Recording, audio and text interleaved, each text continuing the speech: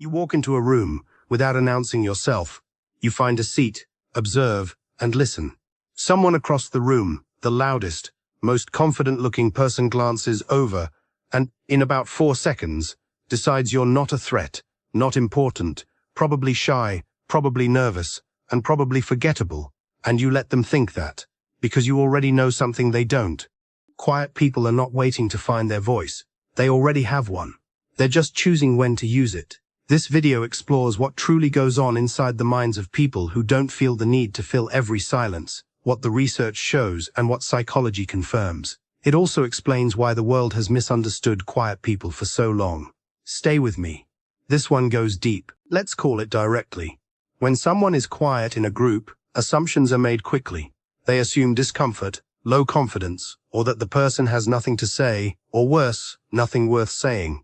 In meetings, quiet people get talked over. In social settings, they are labeled antisocial. In relationships, they are called hard to read. In school, teachers sometimes mark them as disengaged, as if silence signals something missing. This phenomenon is known as the expressiveness bias. We are socially conditioned to equate visibility with value. The person who speaks most is viewed as the most capable, the one who fills the room as leading it, and the animated, reactive, expressive person as smart, confident, and engaged. Meanwhile, the quiet person, they're often categorized as uncertain. Researcher Cameron Anderson at UC Berkeley found that people tend to judge those who speak more frequently as more competent, regardless of what they actually say. Read that again. It's about how often someone speaks, not what they say. So, the loudest person in the room gains social credit, not because they share better ideas, but because they speak more often. That's the bias quiet people face every day. But here's the twist most overlook. The internal experience of a quiet person isn't emptiness, it's density. While the room performs, the quiet person is processing. And those are two different things. When a quiet person sits still in a noisy room, there is nothing passive about what's happening in their mind. They are tracking the conversation on multiple levels at once. They're listening to the words being spoken. They're observing the body language of the speaker. They're noticing the gap between what is said and what is implied. They're filing away these observations, categorizing them, developing a perspective that considers more variables than the speakers themselves might realize. Psychologist Elaine Aron's research on what she calls highly sensitive people, a trait strongly linked to introversion and quietness, shows that these individuals process stimuli more deeply than average. More neural pathways activate, more connections form, more nuance is registered. This is not metaphorical, it's neurological. The brain of someone inclined toward quiet, reflective processing doesn't do less, it does more. It just does it internally, invisibly, in a way that remains unseen by those around it. Here's what that feels like from the inside. You're in a conversation. Someone says something that isn't quite right. You notice it. You sense the weight of it, a quiet tension somewhere in your chest. But you don't immediately respond. You pause. You turn it over. You examine it from 3 different angles. And by the time you reply, if you do at all, you're not reacting impulsively. You're answering thoughtfully. That's not hesitation. That's precision. The quiet person isn't slow. They're thorough. And over time, that thoroughness produces something that reactive communication seldom offers: accuracy. One of the most underrated mental skills a person can develop is the ability not to react immediately. Psychologists call this inhibitory control. It is located in the prefrontal cortex, the same region responsible for decision-making, planning, and emotional regulation. Developing this skill is genuinely difficult, and most people never do. When something provokes you, whether it's an insult, a poor idea in a meeting, or a remark that lands wrong, your brain's default reaction is to respond right away. That's the amygdala doing its job, designed to respond quickly. However, the quiet person often, through years of social calibration, strengthens a different circuit. That circuit tells them, wait, look again, make sure. This isn't about suppression, which means holding something down while it burns. It's about a different approach, choosing the timing of your response with the same precision a surgeon uses when making an incision. The result: when quiet people do speak, the room shifts. You felt this. Someone silent through most of a conversation suddenly says something, and it hits differently than everything that came before. There's weight to it. Attention is drawn to it. People lean in. That's no coincidence. That's what happens when words aren't diluted by frequency. Each unnecessary word costs social capital. Every time the quiet person waits, they gain it. And when they finally speak, the impact is much greater. Economists might call this patience leverage. Psychologists call it strategic restraint. In everyday terms, choosing silence is choosing power. There is a type of information that only becomes available to the person who remains silent. When you're speaking, you're transmitting. When you're quiet, you're receiving.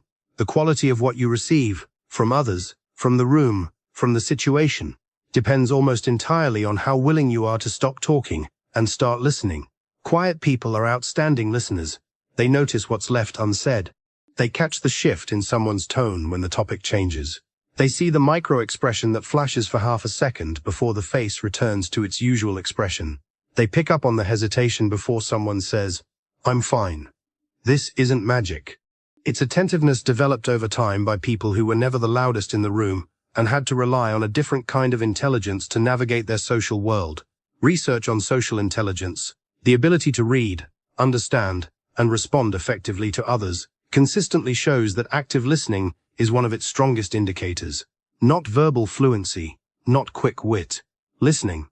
And quiet people listen with their full attention. Here's the practical result. They know things about the people around them, about the room's dynamics, about the true state of a relationship versus how it appears on the surface. They have a map that others lack, and they've built it by doing something that looks, from the outside, like nothing. In negotiation, this becomes a powerful advantage. The person who talks more reveals more. They show their hand. They signal urgency. They give the other side information to use. The quiet negotiator lets the other side talk. They wait. They learn. And then they act from a position of full information versus incomplete understanding. The silence of the quiet person is never a sign of weakness. It's a sign of intelligence gathering. There's a specific internal experience that develops when you spend a significant amount of time alone with your thoughts. You start to understand yourself better, not in the vague, motivational poster way. In a clear, sometimes uncomfortable, precise way. You recognize what you truly believe versus what you've been told to believe. You see what you genuinely want versus what seems good to want. You identify which reactions are truly yours and which you inherited from the environment you grew up in. This kind of self-knowledge isn't easy. It requires effort, but it provides clarity. Psychologist Mihaly Csikszentmihalyi, the researcher behind the concept of flow, spent decades studying what sets apart people who live with clarity and purpose from those who don't. One of his consistent findings, the ability to turn your attention inward, to tolerate and even enjoy solitude, is strongly linked to psychological maturity and personal effectiveness. Quiet individuals are often not lonely, they are solitary, and these are different. Loneliness is the lack of connection you want but can't find. Solitude is the presence of your own company, which you've learned to trust. The quiet person who has spent time in their own mind, who has sat with their thoughts instead of running from them, often has a level of internal stability that's hard to shake. Because they don't depend on external noise to feel okay. They aren't performing for others. They aren't seeking constant validation to feel real. They know who they are when no one is watching. That kind of power no performance can create. The common image of a leader is someone standing at the front of a room, commanding attention, filling it with energy and confidence. But that image is incomplete. Research by Adam Grant, an organizational psychologist at Wharton, reveals something striking about leadership effectiveness. Extroverted leaders tend to perform better with passive teams that need direction and energy. However, with proactive teams that bring ideas and initiative, introverted leaders excel. Why? Because a quiet leader listens first. They create space. They don't overpower the room with their own agenda. They allow the best idea to win, even if it's not theirs. That's not weakness in a leader. It's the highest form of strength, the ability to set your ego aside for the greater good. History shows this in ways that aren't talked about enough. Abraham Lincoln, considered one of America's greatest leaders, was described by his contemporaries as quiet, deliberate, and deeply thoughtful. He wasn't the loudest voice in the room. He was the most considered. Warren Buffett, one of the most successful investors alive, credits much of his success to one thing: the ability to sit quietly, think clearly, and resist reacting to the market's daily noise. His edge is patience. His edge is stillness, his refusal to join the crowd when they are performing. Rosa Parks didn't shout. She sat down, quietly, firmly, and changed history. The power of a quiet leader isn't despite their silence. It's because of it. This video is not about romanticizing quietness, as that would be dishonest. There is a form of quiet that is not power. It's fear disguised as composure. Some people are quiet not because they are processing deeply, but because they learned along the way that their voice was not welcomed. Speaking up could lead to punishment, and taking space might cause conflict. So, they went quiet, not as a choice, but as a survival mechanism. That kind of quiet is not strength, it's a wound. The difference between these two isn't always obvious from the outside, but internally, you know which one you're living in. Power-based quiet feels like a choice, while trauma-based quiet feels like a wall, a thick, invisible barrier between what you want to say and the permission to say it. If you find yourself in that second category, here's a gentle reminder. That wall was built for a reason. It protected you when you needed protection, but you may not need that same protection anymore. There is a type of quiet that serves you well, and another that keeps you smaller than you truly are. The challenge is learning to tell them apart. That's not a small task, but it's essential. Enough about what quiet people have. Let's talk about what they need to stop doing. Stop apologizing for silence. When a quiet person finally speaks in a meeting, they often start with, "This might be a dumb question," or, "I'm not sure if this matters," but they soften their words before anyone has even heard the idea. They pre-apologize for taking up space. Stop. Your idea doesn't need a disclaimer. Lead with your main point. Stop waiting for the perfect moment. There's a common trap that quiet people fall into, waiting until they have everything perfectly formulated before speaking. And by the time that moment comes, the conversation has moved on. The meeting's over. The opportunity has passed. Good enough and timely beats perfect and late. Every time. Stop assuming your presence doesn't matter. Quiet people often underestimate their impact on a room. They think because they're not speaking, they're not contributing. But energy is communicated without words. Attentiveness is felt. Stability is sensed. The quiet person who is fully present changes the atmosphere. Don't dismiss that. Stop confusing restraint with invisibility. Choosing not to speak when you have nothing valuable to say is discipline. But choosing not to speak when you have something true and important to share because you don't want to be seen, that's not discipline. That's hiding. The goal isn't to perform. The goal is to show up authentically, as the full person you are, when the moment calls for it. Here's the reframe that changes everything. Quiet is not a flaw to fix.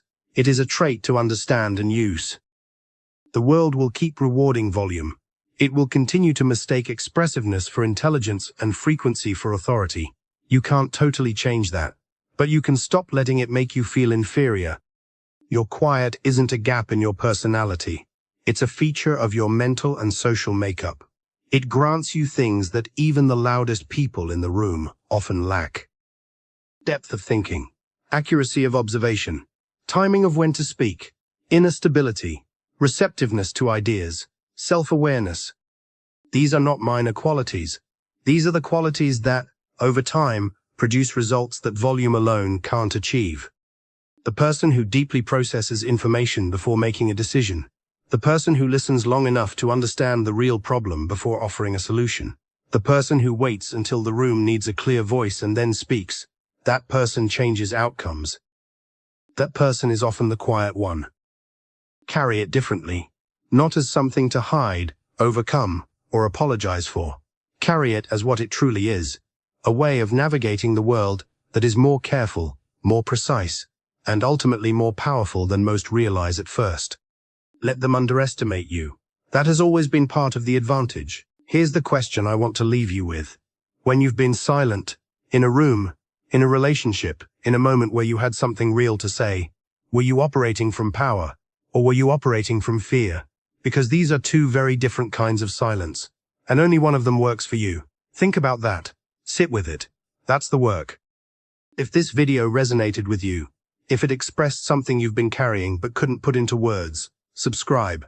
Every week, this channel explores the psychology of how people really work. Not the surface version, the real version. Subscribe and come back next week. See you then.